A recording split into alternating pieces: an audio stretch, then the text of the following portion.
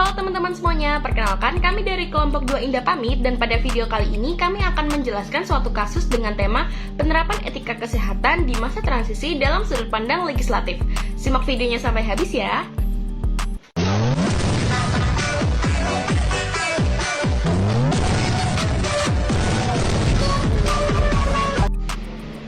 Video viral seorang tenaga kesehatan di akun TikTok karena menuliskan soal memakaikan kateter urin pada pasien laki-laki.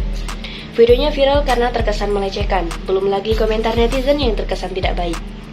Wanita dalam video viral tersebut merupakan mahasiswi jurusan keperawatan dari Universitas Aisyah Yogyakarta. Diketahui mahasiswi itu tengah menjalani praktek klinik di RSUD Wonosari. Sinta Maharani, Kepala Biro dan Humas Protokol Unisa Yogyakarta mengatakan bahwa banyak yang menganggap tindakan tersebut melanggar kode etik keperawatan yang seharusnya dipegang oleh tenaga kesehatan. Terkait konten yang dibuatnya, pihak kampus telah menegur mahasiswi tersebut. Selain itu, pihak kampus telah menarik mahasiswi dari tempat praktik kliniknya. Pihak kampus Unisa Yogyakarta akhirnya memberikan klarifikasi terkait berita tersebut melalui akun Twitternya. Dalam utas yang mereka rangkai, mereka juga meminta maaf karena tindakan mahasiswinya. Tidak hanya kampus yang meminta maaf, pihak RSUD juga mengeluarkan klarifikasi dan menjelaskan bahwa wanita dalam video tersebut bukan pegawai RSUD Wonosari. Setelah mendengar pembahasan mengenai kasus yang dijelaskan oleh Iva, saya memiliki tanggapan tersendiri mengenai kasus ini.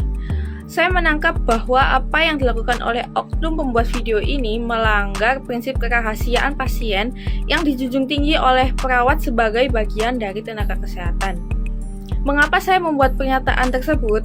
Sebab dalam video yang diunggah oknum berisi informasi tindakan yang dilakukan dari tenaga kesehatan, dalam konteks ini adalah oknum membuat video itu sendiri kepada pasien yang dimaksud dalam video. Meskipun dalam video tersebut tidak menyebutkan identitas dari pasien, tetapi dalam video berisi identitas rumah sakit, tempat di mana oknum tersebut menjalankan profesinya. Tentu saja hal yang dilakukan oleh oknum ini dapat menurunkan kredibilitas dari rumah sakit tersebut, yang berdampak besar bagi rumah sakit itu. Misalnya seperti menurunkan kepercayaan masyarakat sekitar terhadap provider kesehatan di rumah sakit tersebut akibat beredarnya video yang dibuat oleh oknum ini. Oknum pengunggah video tersebut memang sudah diberi sanksi oleh institusi pendidikan dari dia berasal dan telah meminta maaf atas kelalaian yang telah ia lakukan.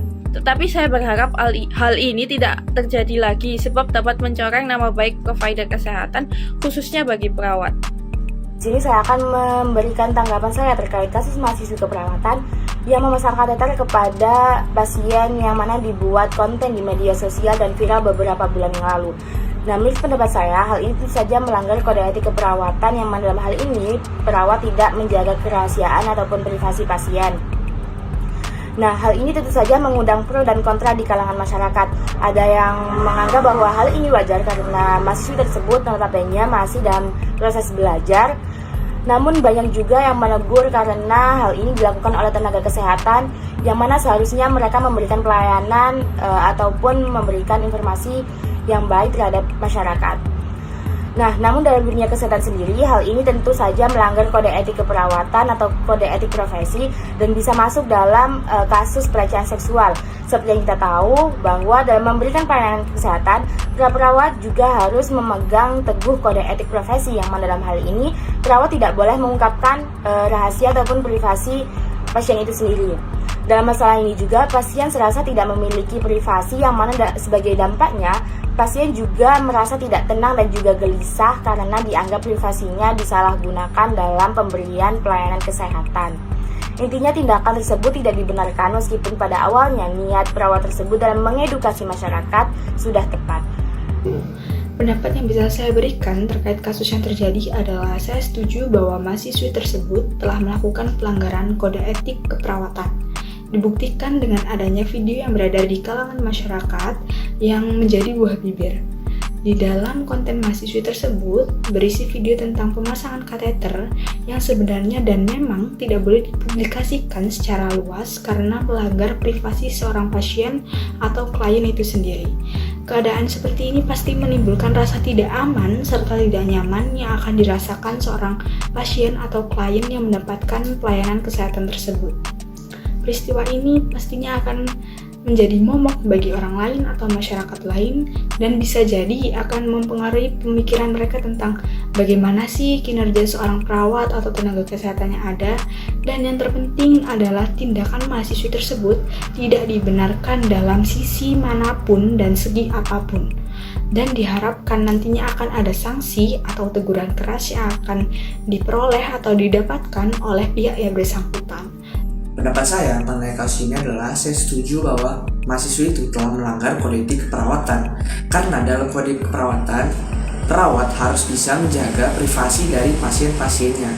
Nah, tetapi dalam kasus ini mahasiswa tersebut telah melanggar kode etik keperawatan karena dia telah menyebarkan privasi pasien ke media sosial. Kasus ini juga sekaligus menjadi pembelajaran bagi para mahasiswa bahwa meskipun sedang dalam tahap pendidikan profesi, sudah sepatutnya kita harus tetap mengikuti kode etik yang berlaku agar kita bisa dilatih menjadi tenaga kesehatan yang profesional. Pendapat saya mengenai kasus mahasiswa yang membuat konten video mengenai pemasangan kateter urin ke pasien pria telah melanggar kode etik profesi. Bahkan, Ketua DPW PPNI Daerah Istimewa Yogyakarta sudah memberikan pernyataan tentang kasus ini, bahwa dalam kode etik keperawatan, perawat harus menjaga privasi dari klien. Kode etik macam ini tetap harus dipahami oleh mereka yang berstatus calon perawat sekaligus. Nah, dalam kasus ini, mahasiswa ini tuh menebar perasaan tidak aman bagi warga yang lain dan merendahkan profesi keperawatan. Tentunya mahasiswa tersebut sudah mendapat sanksi dari universitas terkait. Kasus ini dapat menjadi pembelajaran bagi kita semua untuk menaati kode etik keperawatan sekaligus menjadikan media sosial sebagai sarana yang baik. Dalam Undang-Undang Nomor 44 Tahun 2009 tentang Rumah Sakit tentang hak dan kewajiban pasien, pasal 29 ayat M menjelaskan, rumah sakit wajib melindungi dan menghormati hak pasien. Selanjutnya, dalam ayat ini dijelaskan bahwa pasien mendapat privasi dan kerahasiaan penyakit yang diderita termasuk data-data medisnya.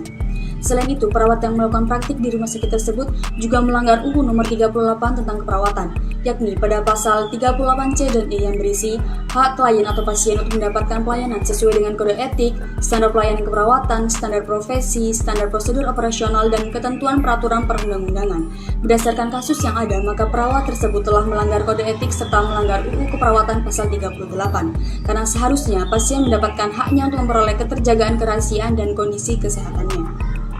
Dalam daftar video terkait yang dibagikan, mahasiswa keperawatan tersebut telah menyebarluaskan informasi mengenai penyakit pasien tanpa sepengetahuan pasien, yang merupakan perbuatan melanggar hukum. Pasien pun dapat menggugat atau meminta ganti rugi kepada sang pembuat video, bahkan yang menyebarluaskan video tersebut dapat dituntut hukuman pidana. Dalam pelaksanaan pelayanan kesehatan, kerap ditemukan berbagai tindakan keperawatan yang masih melanggar kode etik keperawatan. Salah satunya yaitu penyebarluasan privasi pasien. Perlindungan hak atas kerahasiaan dan hak privasi pasien tentang informasi penyakit pasien dalam pelayanan kesehatan merupakan bagian yang tidak terpisahkan dari hak pasien. Perawat yang melanggar kode etik tenaga kesehatan kembali terjadi dan menjadi perbincangan publik. Hal ini menimpa salah seorang mahasiswa keperawatan yang mengunggah konten di salah satu platform media sosialnya. Ia membagikan sebuah video singkat miliknya yang dianggap bernada pelecehan seksual. Dalam kasus yang telah dijabarkan, dapat kita ketahui bahwa mahasiswa calon perawat tersebut masih belum cukup paham terhadap kode etik keperawatan yang harus dijalani. Sebaiknya sebelum terjun langsung sebagai seorang perawat, kita haruslah membekali diri dengan ilmu pengetahuan yang cukup, entah dari segi penanganan pasien, pemberian asuhan keperawatan, bahkan dalam memahami kode etik keperawatan. Kita harus paham betul tentang batasan-batasan mana yang merupakan suatu privasi yang tidak sepantasnya disebarluaskan pada khalayak umum. Saran dari saya mengenai kasus ini sebaiknya lebih ditekankan lagi sebelum mahasiswa terjun ke lahan praktek maupun rumah sakit. Mahasiswa seharusnya telah mengikuti kegiatan pembekalan baik berupa kompetensi keahlian maupun pembekalan aspek etik, termasuk menjaga privasi klien, keselamatan kerja, dan keselamatan pasien. Hal ini tentu penting sekali mengingat perlindungan hukum atas